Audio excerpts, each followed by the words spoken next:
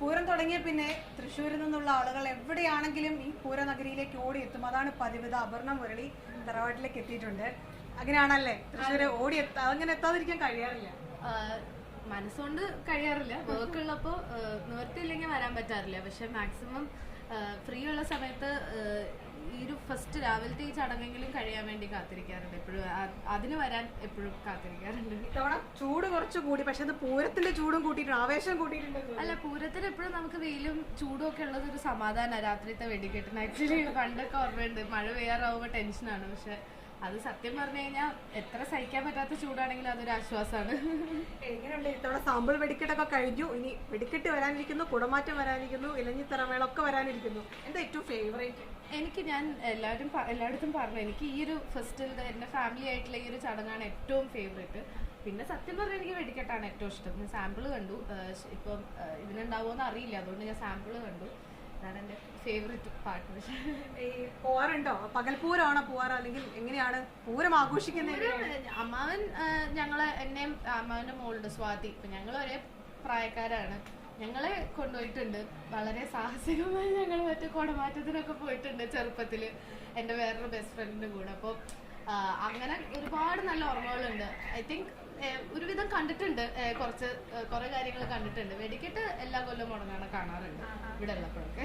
എങ്ങനെയുണ്ട് ഇപ്പൊ പറഞ്ഞ രാമനൊക്കെ ഭയങ്കര ആരാധകർ ഇങ്ങനെ കാത്തിരിക്കുന്നുണ്ട്. കുടമാറ്റി ഇത്തവണ സ്പെഷ്യലാന്ന് പറയുന്നത് എന്താണ് ഒരു തൃശ്ശൂരുകാരുടെ ഇത്തവണത്തെ സ്പെഷ്യൽ? വളരെ വളരെ പ്രത്യേകതയുള്ള ഒരു കുടമാറ്റമായിരിക്കും പ്രാവശ്യം. നമ്മുടെ അയോധ്യയിലെ രാമൻ അതൊക്കെ കണ്ടു കാണുമല്ലോ. സമയപ്രദർശനം എല്ലാം അവിടെ പ്രദർശിപ്പിച്ചിരുന്നു. ഞങ്ങൾക്കൊരു 50 സെറ്റോളം കുടകളാണ് ഇന്ന്. ഈ ഗാനപ്രേമികൾ രാമന് വേണ്ടി ഇങ്ങനെ കാത്തിരിക്കുന്നുണ്ടല്ലേ, ഇത്തവണ എത്തും? അതെ, അത് നേതിലക്കാവ് വിഭാഗത്തിന് വേണ്ടി രാമനാണ് തിടമ്പേറ്റുന്നത്. അപ്പോൾ അത് ഒരുപാട് പേര് വരാറുണ്ട്. തീർച്ചയായിട്ടും രാമനെ കാണാൻ എത്രയ്ക്കധികം ജനങ്ങൾ ഒഴുകി എത്താറുണ്ട്. പിന്നെ ഞങ്ങളെ സംബന്ധിച്ചിടത്തോളം എന്തൊരു മറ്റൊരു പ്രത്യേകത കൂടെ, സ്പെഷ്യൽ സ്ക്രീനൊക്കെ വെച്ച് ആനകൾ തെക്കോട്ടിലൊക്കെ നിരന്നു നിൽക്കുന്നതിൻ്റെ പുറകിലായിട്ട് ഒരു പ്രത്യേക LED അല്ല, അതിലേറെ പ്രത്യേകതകളുണ്ടായി. അതില്ല, അത് വിവാദവും ഉണ്ടായി, കുറെ പേരെ സ്വീകരിക്കുകയും ചെയ്യും.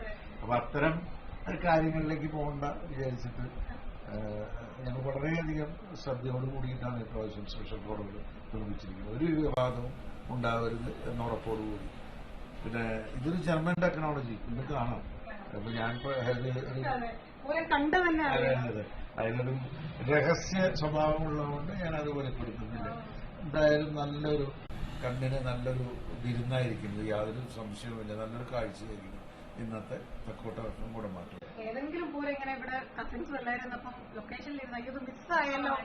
1-2 പൂരങ്ങൾ ഉണ്ടായിട്ടുണ്ട്. പക്ഷെ എന്തോ ഭാഗ്യത്തിന് ഈ ഒരു സമയമാകുമ്പോ എങ്ങനെയെങ്കിലും ഒരു ബ്രേക്ക് കിട്ടാറുണ്ട്. അപ്പൊ അത് മാക്സിമം യൂട്ടിലൈസ് ചെയ്യും. എന്തായാലും ഇത്തവണത്തെ പൂരം ഗംഭീരാവട്ടെ. അതെ അതെ, തീർച്ചയായിട്ടും. പറമ്പിലേക്കുണ്ടോ?